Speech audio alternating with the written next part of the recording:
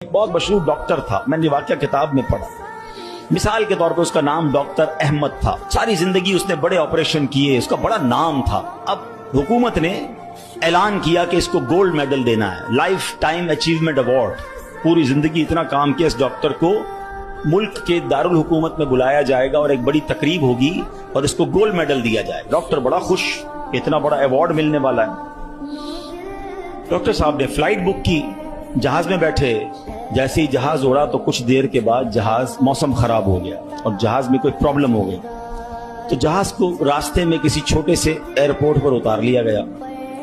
Doctor साहब जहाज से निकलकर अमले के पास जाते हैं कि भाई कब जहाज उड़ेगा, मेरी तो वहां बहुत अहम तकरीब है और सारा प्रोग्राम मेरे लिए सजाया गया है, मैं चीफ गेस्ट हूं, मुझे गोल्ड मेडल मिलेगा, अब बताएं दोबारा जहाज कब उड़ेगा।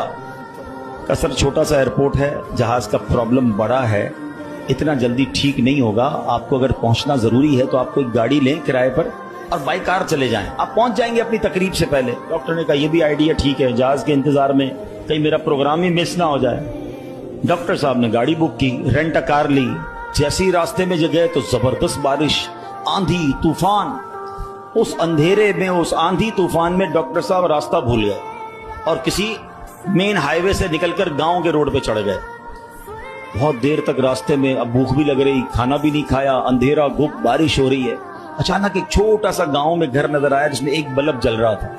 डॉक्टर साहब ने कहा अब तो हालत ऐसी हो गई, दरवाजा खटखटाया। एक बूढ़ी औरत ने दरवाजा खोला।